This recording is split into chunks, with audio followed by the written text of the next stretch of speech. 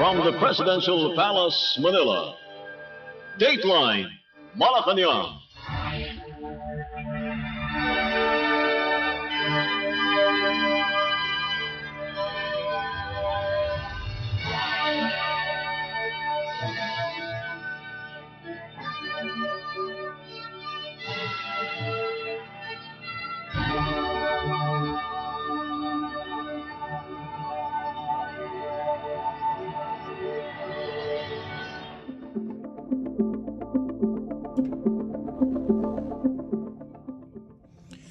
Good day.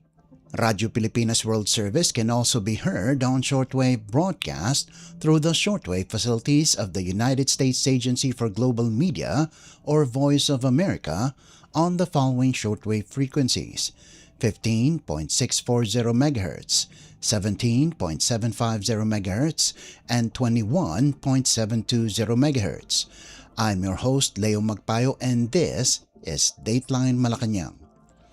Philippine President Ferdinand R. Marcos Jr. wrapped up his 4-day official visit to Canada by touting the elevation of Philippine-Canada relations and $2.5 billion in new investment commitments.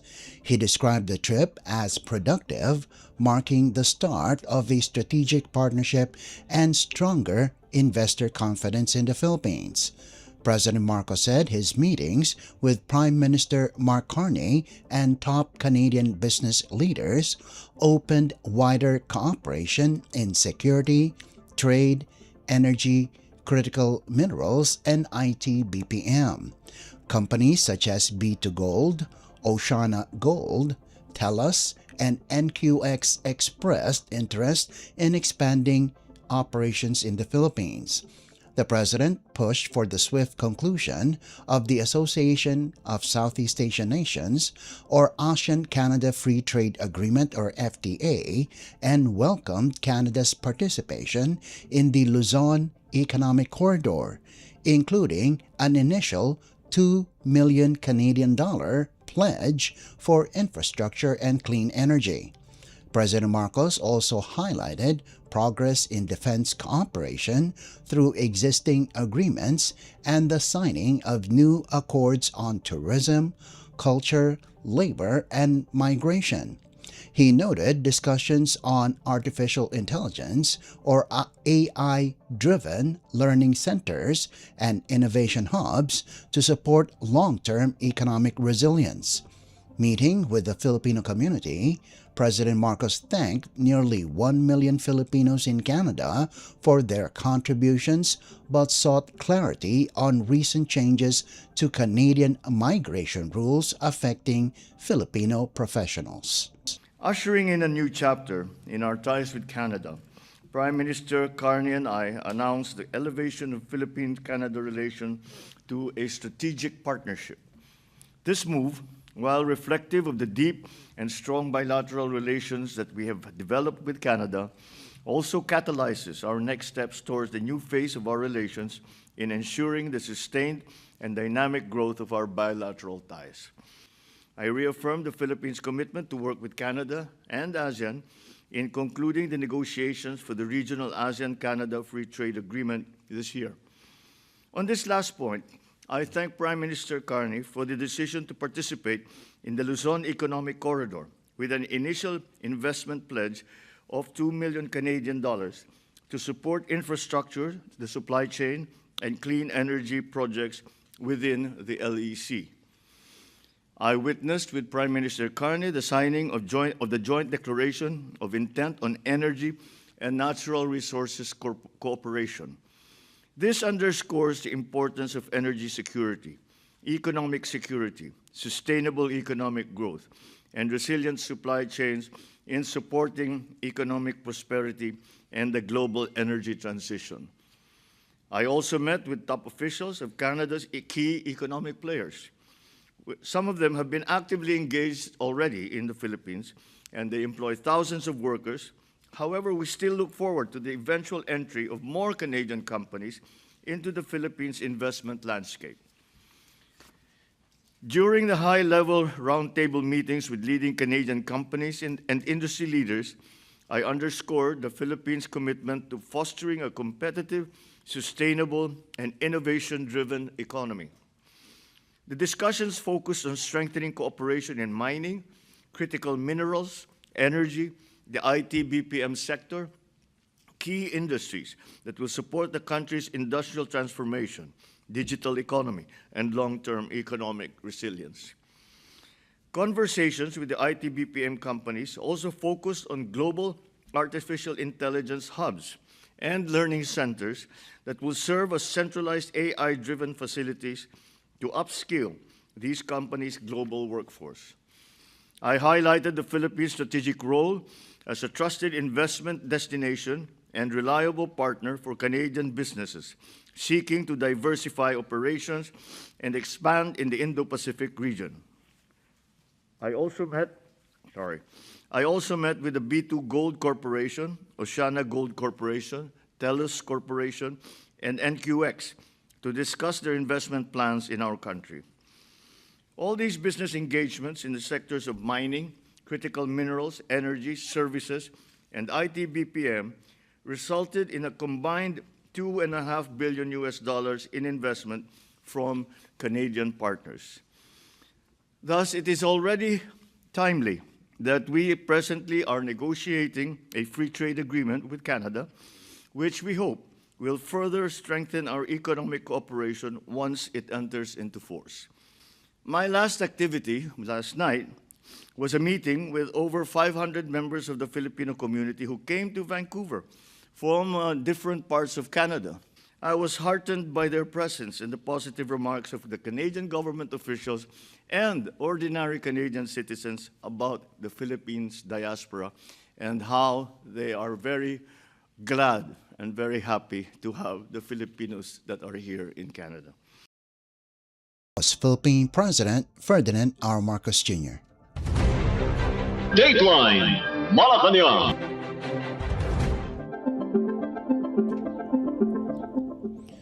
Philippine President Ferdinand R. Marcos Jr. congratulated Filipino tennis star Alexandra Alex Ayala after her stunning victory over defending champion Iga Swiatek in the Wimbledon round of 32 in London. President Marcos said Ayala is emerging as a world-class athlete and urged her to keep going as she continues to make the country proud.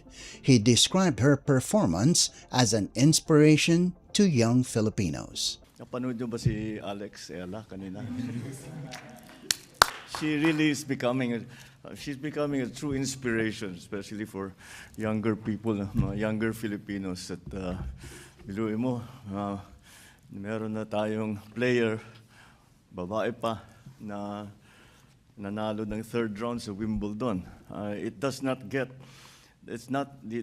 Tennis does not operate at a higher level than Wimbledon. So she's really world-class na talaga. She's terrific.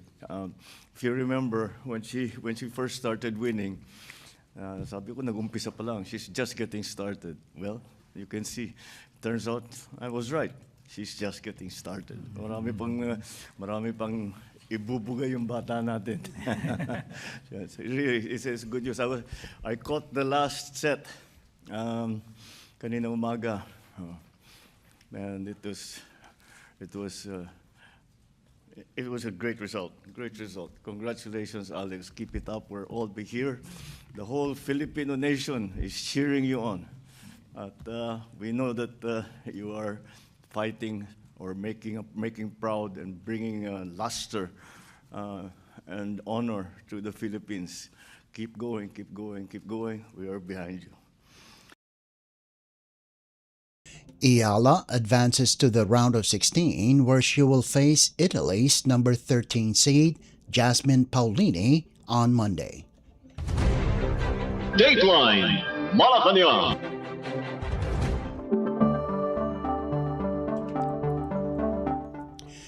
Philippine President Ferdinand R. Marcos Jr. admitted he is worried that the next administration might take a different stance on the West Philippine Sea, saying the issue is almost an existential concern for the country.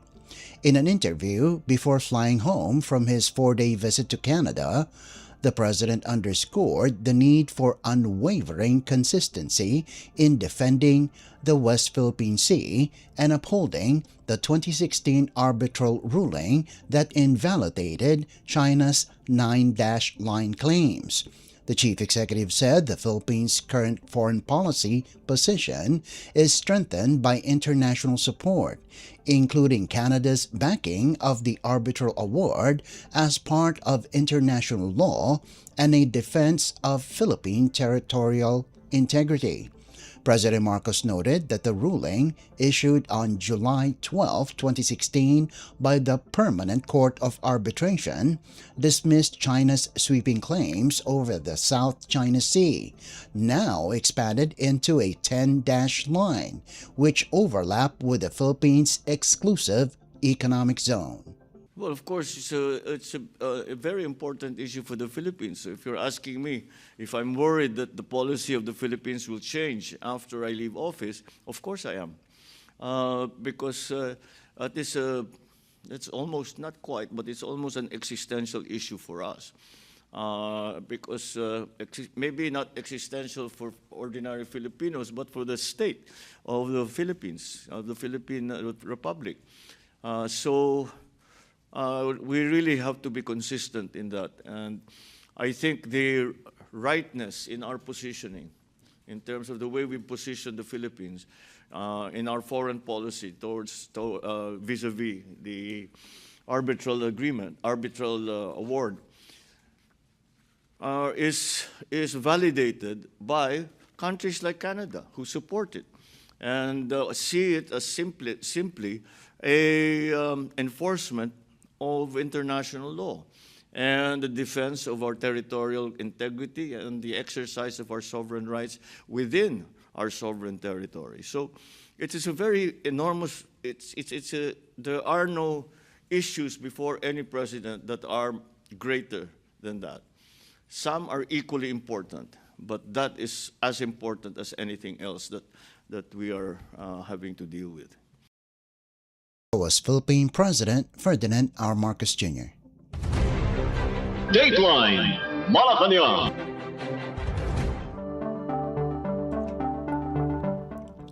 Philippine President Ferdinand R. Marcos Jr. criticized China's sanctions against Defense Secretary Gilberto Teodoro Jr., calling the move very unhelpful and saying it does little to ease tensions in the West Philippine Sea. Speaking to reporters before flying home from his 4-day visit to Canada, the president said Beijing's decision to declare Teodoro persona non grata only heightens friction.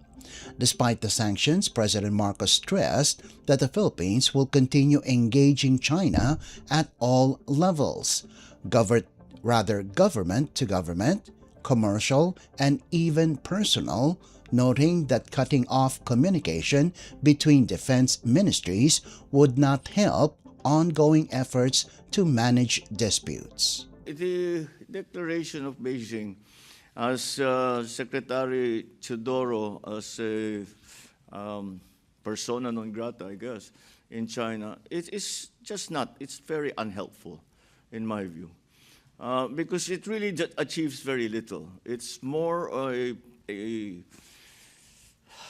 how do you say, a response to some of the things that some of the pronouncements that he's made in a foreign fora.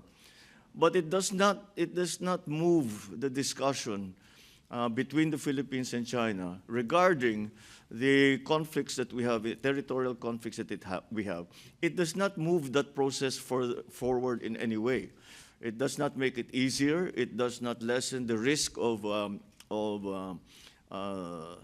mistake that will, or some kind of skirmish that could grow into something more, or even in moving forward trying to resolve this issue. So it's just not helpful. And I guess, of course, it's China's prerogative to do whatever it is they please, but in the larger scheme of things, in my view,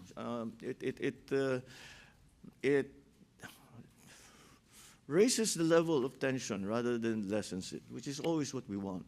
And that's why we continue to have open lines of communications with Beijing, and we continue to look for as many lines of communications that we can have, both in government to government, on the commercial level, on the purely personal level.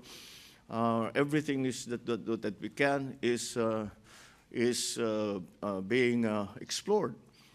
And cutting off another line of communication, which is through our defense ministries.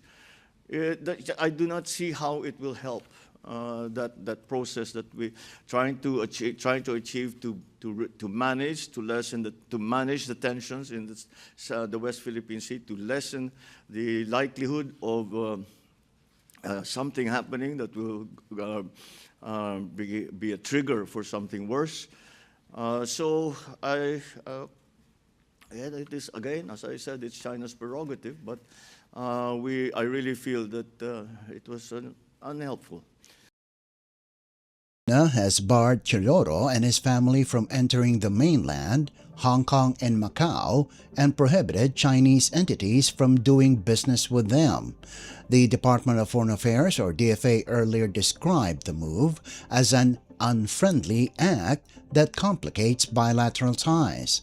Teodoro, who has repeatedly called out China's coercive actions in the West Philippine Sea, said the sanctions are a typical response to those who expose Beijing's deception. Dateline Malacañang.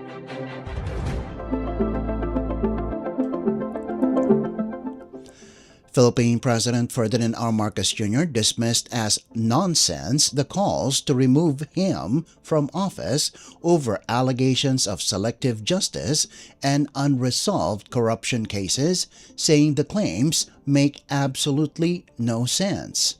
Speaking to reporters before flying home from Canada, the president stressed that his administration is the only one that has uncovered widespread anomalies in government-funded flood control projects, irregularities that, he noted, date back to previous administrations.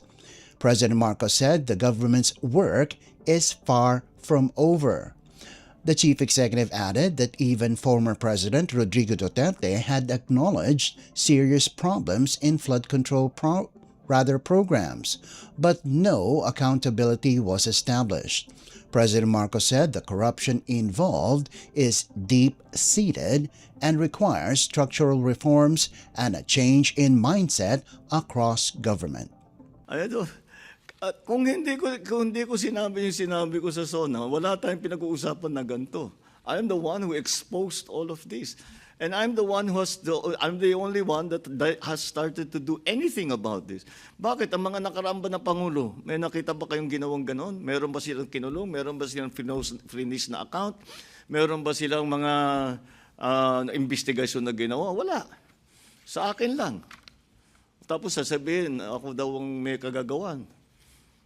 Eh kung talagang racket ko yun, ba't ko sisirain yung racket ko? Di ba? That makes absolutely no sense. So, no, from the time that we formed the independent commission, sinabi ko, we'll just follow the evidence. And we'll continue to do that. President Marcos created the Independent Commission for Infrastructure, or ICI, in 2025 to investigate questionable flood control projects.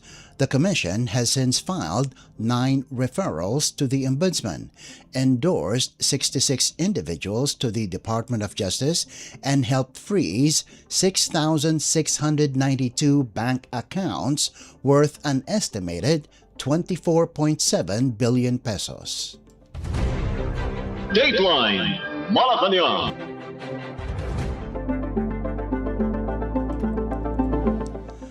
Philippine President Ferdinand R. Marcos Jr. said it would be much easier for Vice President Sara Duterte to face the Senate impeachment court and respond directly to the allegations against her. Speaking to reporters after his 4-day visit to Canada, President Marcos said that if he were Rather, that if he were in Duterte's position, he would insist on appearing before the Senate, even if advised otherwise by lawyers. The president noted that hearing directly from the accused rather than through intermediaries helps get to the bottom of the issues more quickly. Well, my only experience with an impeachment trial was with when I was senator with the Corona impeachment trial. And it's really up to the accused whether or not they feel the need to appear. I guess the lawyers from on the defense side will give their advice. It's not for me to say one way or the other. But of course, it would be much easier to get to the bottom of everything if you can speak to the accused directly. And the accused can answer directly, not through secondary channels, not through the lawyers. Kung diretsong makapagsagot, di siyempre mas magiging maliwanag ang proseso, mas magiging madali ang proseso. But that's just my own opinion, and that's not a legal opinion because I'm not a lawyer. But I'm just trying to put myself in that position. So I would probably myself, if it was me being accused, I would almost insist over the advice of lawyers. If they advise me not to appear, I would insist on appearing because kaya ko namang sagutin. Di, sige, sagutin natin. Senate Impeachment Court has summoned Duterte to appear at the start of the trial on July 6th, either personally or through counsel. She faces 4 articles of impeachment involving alleged misuse of confidential funds, unexplained wealth, bribery of Department of Education or DepEd officials, and grave threats against the President and First Lady Liza Araneta Marcos. Palace Press Officer Claire Castro earlier said Duterte should use the trial as an opportunity to clear her name. Dateline Malacañang.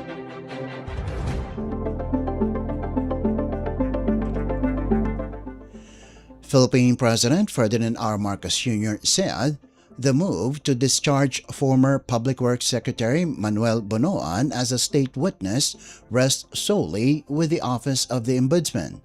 Speaking to reporters after his 4-day state visit to Canada, the president said Ombudsman Jesus Crispin Remulla has full prerogative over how to handle the investigations into anomalous flood control projects.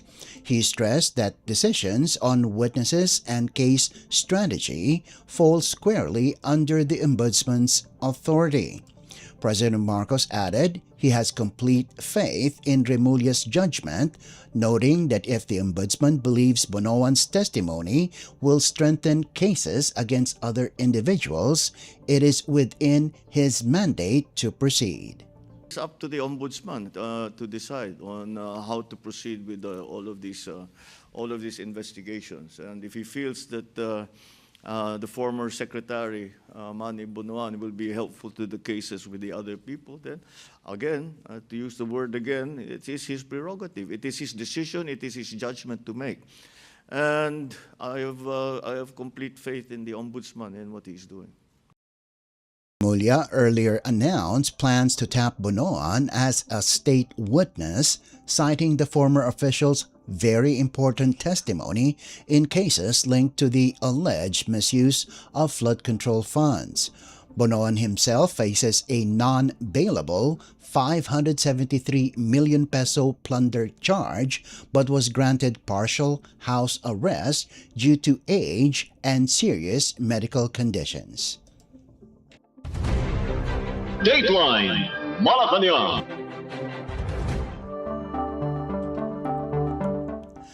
Philippine President Ferdinand R. Marcos Jr. said the push to lower the minimum age of criminal liability following recent incidents of school violence requires thorough study and expert guidance.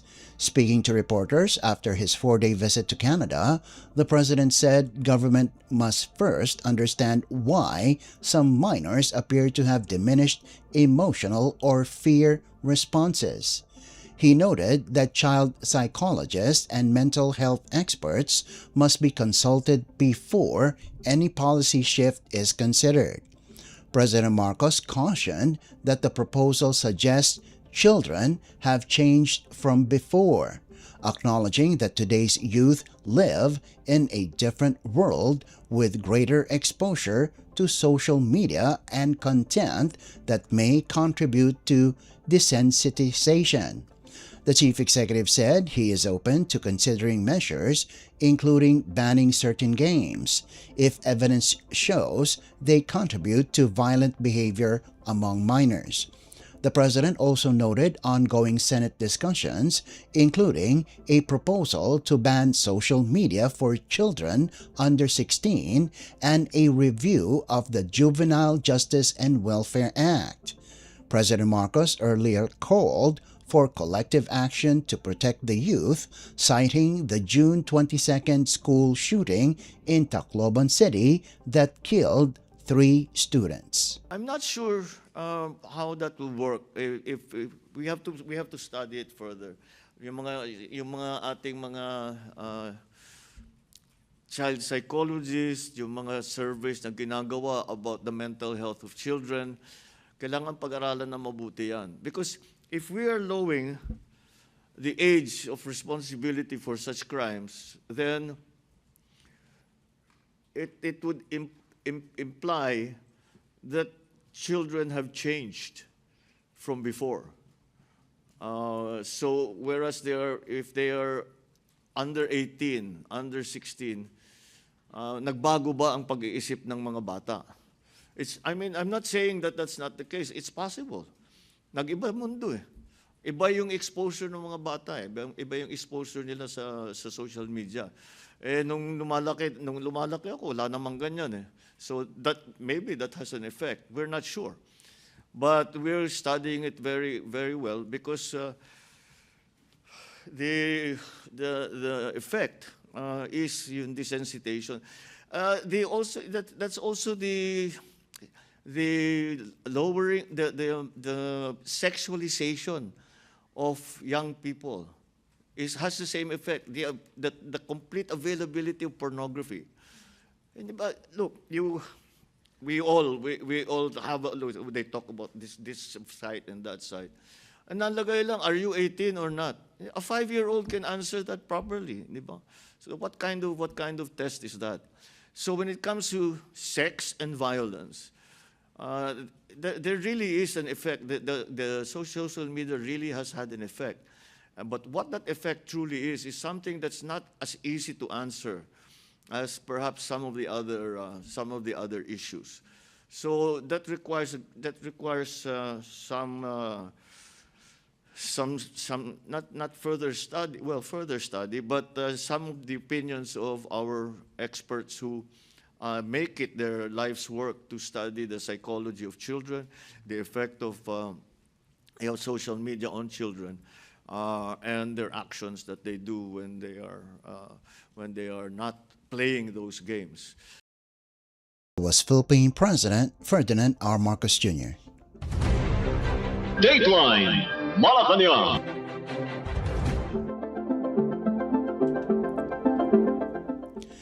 Meanwhile, before concluding his official visit to Canada, Philippine President Ferdinand R. Marcos Jr. and First Lady Liza Araneta Marcos made a meaningful stop at Tindahan, or in English, store, a Filipino restaurant and grocery in Richmond, British Columbia, spotlighting how overseas Filipino hubs keep the nation's culture and cuisine alive across borders. In a social media post, the president said establishments like Tindahan help Filipinos abroad stay connected to home by offering familiar dishes and ingredients they grew up with. He noted that for many kababayans in Canada, these stores are where they recreate the flavors of their childhood and share them with loved ones. President Marcos also paid tribute to the restaurant's menu, inspired by the recipes of the late culinary icon Nora Daza.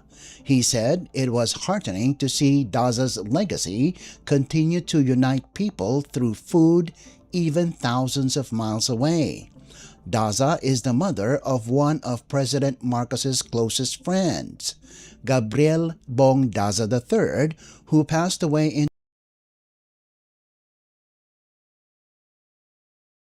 of Filipino-run establishments overseas, serving as cultural anchors, community spaces, and reminders of home for Filipinos around the world. Earlier, President Marcos and Canadian Prime Minister Mark Carney visited a Jollibee branch in Vancouver, highlighting the global presence of Filipino brands.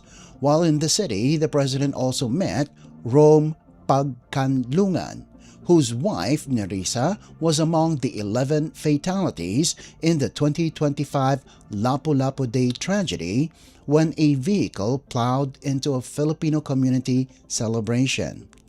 President Marcos described the meeting as a solemn reminder of the human cost of tragedy, saying the nation continues to mourn with families who carry the weight of that loss.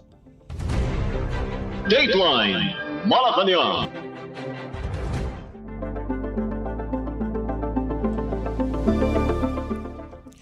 Philippine President Ferdinand R. Marcos Jr. returned to the Philippines on Sunday, wrapping up a 4-day official visit to Canada that delivered major gains for Manila, including the elevation of bilateral ties to the highest level of diplomatic engagement and the signing of key cooperation agreements. The President, along with the Philippine delegation, arrived at Villamor Air Base in Pasay City at 3:56 in the afternoon aboard Philippine Airlines Flight PR-001. President Marcos's meeting with Canadian Prime Minister Mark Carney in Vancouver marked a significant milestone, with both leaders agreeing to elevate Philippines-Canada relations to a strategic partnership. The two countries also formalized 4 agreements covering labor and migration, energy and natural resources, tourism, and cultural cooperation. Both sides committed to fast-tracking negotiations for a free trade agreement or FTA, aiming to conclude talks before the end of the year. During the visit, the President led a series of roundtable discussions with Canadian business leaders. Several companies signaled interest in expanding operations in the Philippines, resulting in $2.5 billion in investment commitments. The trip was historic as President Marcos became the first Philippine president to undertake an official visit to Canada in more than a decade. Dateline Malacañang.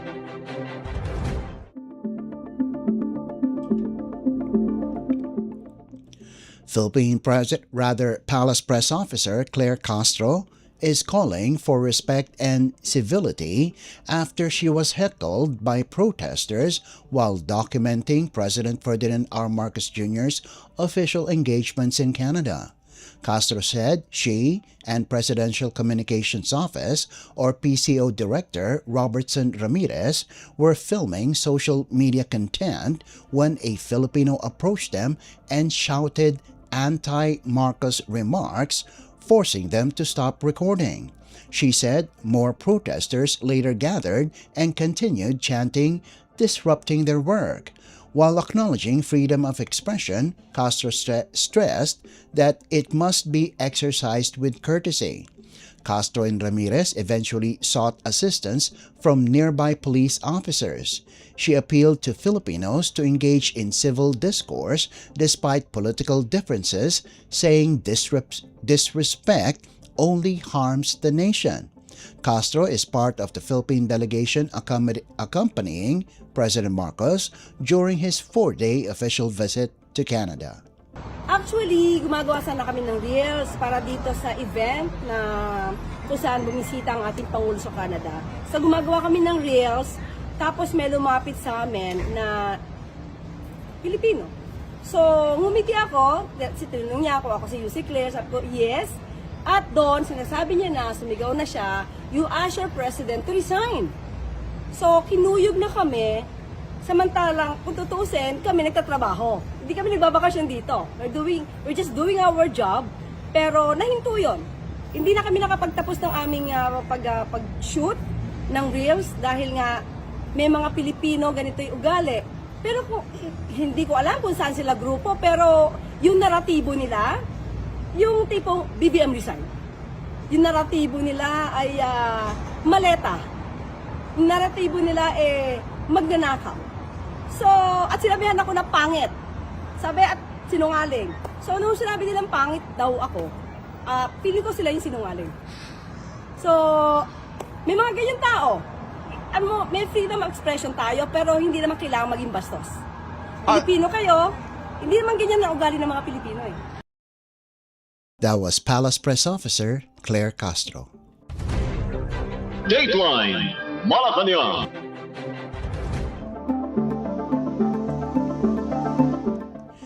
In other news, the impeachment trial of Vice President Sara Duterte opens Monday with proceedings focused strictly on legal and procedural matters, no witnesses, no evidence presentation yet. House Impeachment Advisor and spokesperson Robert Ace Barbers said the Senate, sitting as an impeachment court, will use day one to establish the legal framework that will guide the entire trial. He emphasized that this is how any orderly judicial proceeding begins. Barbers explained that Monday's session will cover the entry of counsel's appearance, the respondent's plea, opening statements from both sides, and the resolution of preliminary legal issues before the court transitions to the evidentiary phase. He stressed that the public should not expect dramatic exchanges or witness testimony on the first day. Barbers added that the House prosecution panel is fully prepared and ready to present its case once the court begins hearing evidence. He cautioned the public against treating Monday's proceedings as a contest of rhetoric. He urged Filipinos to view the opening of the trial as proof that constitutional institutions are functioning as intended. Barbers assured that the prosecution will respect all rulings of the Senate impeachment court while remaining focused on presenting evidence supporting the articles of impeachment. Kabataan Party List Representative Rene Co, also a House trial spokesperson, encouraged young Filipinos to watch the proceedings themselves rather than rely on viral clips or summaries. She said the trial is a powerful reminder that no public official is beyond accountability. Dateline Malacañang.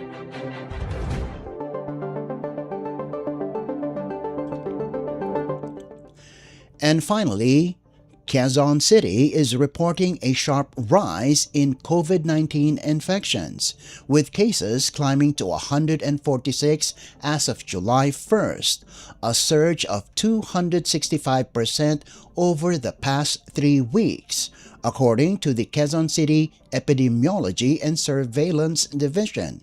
In its latest advisory, the city confirmed that cases jumped from 23 recorded between May 21st and June 10th to 84 cases from June 11th to July 1st. This brings the total number of infections logged this year to 146. Health data showed that children aged 14 and below make up nearly 30% of all reported cases, making them the most affected age group.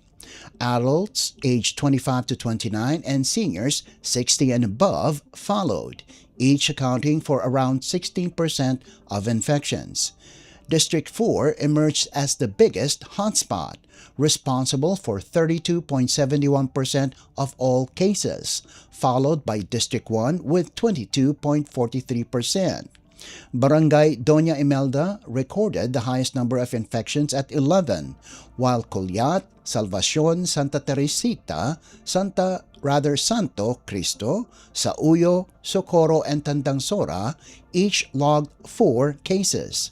Patients range from 1 month old to 92 years old. More infections were reported among females, 66 cases or 62%, compared to males at 41 cases or 38%. 4 healthcare workers also tested positive. The Quezon City Health Department said COVID-19 cases have been rising steadily for 6 consecutive weeks and assured residents that monitoring and surveillance will continue. Officials reminded the public to practice respiratory hygiene, wash hands frequently, wear masks when experiencing symptoms, avoid touching the face with unwashed hands, maintain physical distance when ill, and stay home when sick to help curb transmission. Dateline Malacañang. Before we conclude our program, Radyo Pilipinas World Service of the Presidential Broadcast Service can be heard over the following shortwave frequencies: 15.640 MHz, 17.750 MHz, and 21.720 MHz. Radyo Pilipinas World Service is also live on audio streaming. Just download Evox PBS Receiver on your Google Play Store or the App Store from your Apple phone. You can also visit our Facebook page and YouTube channel. Just type in and search for Radyo Pilipinas World Service. Kindly subscribe, like, and share our post as well. And that concludes this edition of Dateline Malacañang. For Radyo Pilipinas World Service, this is Leo Magpayo. Good day and stay safe. From the Presidential Palace, Manila, Dateline Malacañang.